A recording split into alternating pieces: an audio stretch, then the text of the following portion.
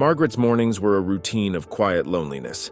The sound of her children playing upstairs was muffled by the absence of her husband, Thomas, who was often away for work. Their marriage, once vibrant, had turned into a series of polite exchanges. The only place Margaret felt some relief was at St. Anthony's Church. It wasn't just the prayers or the hymns, it was Father Gabriel's presence. His voice was calm yet commanding, and his gaze held an intensity that made Margaret feel seen.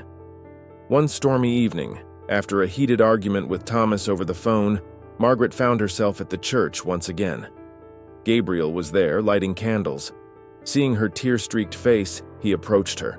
Margaret had come seeking comfort in the familiarity of the church, but something about Gabriel's gaze unsettled her.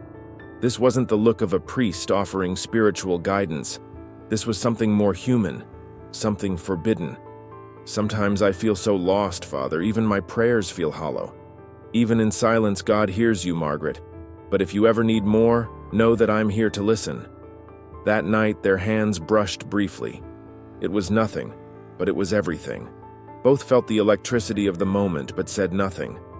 What started as comforting words turned into lingering conversations. The boundaries between Margaret and Gabriel dissolved. Late nights at the church became their sanctuary, a place where they could exist without judgment. Gabriel often stared at his reflection in the mirror, torn between his devotion to God and the feelings he couldn't suppress for Margaret. "This is only compassion," he told himself.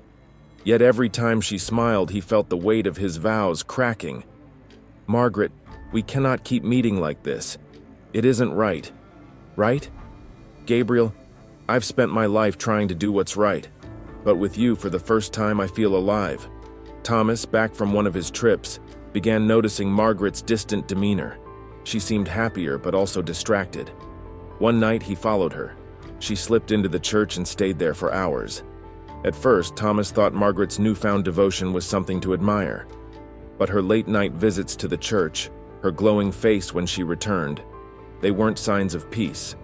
They were signs of betrayal. The church gives you peace now, does it? Or is it something else you're finding there? "Don't interrogate me, Thomas. I just need some time alone." Alone? I don't think you even know what that means anymore. The night Thomas decided to confront them, he followed Margaret once again. This time he brought a gun. Inside the church, Margaret and Gabriel argued in hushed tones. They debated whether they should confess or run away. Neither noticed Thomas quietly entering through the large wooden doors. When Thomas saw them together, standing so close, the weight of the betrayal hit him like a hammer. The gun in his hand felt like justice. "You took everything from me," he thought. "Thomas, please, put the gun down. We can fix this." "Thomas, this is my fault. I am to blame. But this path only leads to more pain." "Pain? You think you know pain? You've stolen my wife, my family, my life." The tension snapped with a single gunshot. Margaret collapsed to the ground, blood pooling around her. As Margaret's vision blurred, she felt Gabriel's arms around her and heard his whispered prayers. "God forgives you, Margaret, and so do I." With her last breath, she turned to Thomas. "I always loved you, Thomas. I was only trying to find myself." Thomas dropped the gun and fell to his knees. "What have I done?" he muttered, his voice hollow. The tragedy sent shockwaves through the town of Hearthstone. Thomas turned himself in, unable to live with what he'd done. Gabriel left the priesthood and disappeared, leaving the church abandoned. Margaret's grave bore a simple inscription: "To forgive is as divine as to love." St. Anthony's Church stood as a quiet reminder of love, betrayal, and the cost of crossing sacred boundaries.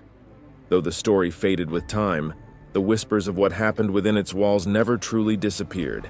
If you enjoyed this story, don't forget to hit the like button and subscribe to our channel for more captivating tales. Your support means the world to us. We'd love to hear your thoughts. What do you think drove Thomas to his breaking point? Share your answer in the comments below and join the conversation.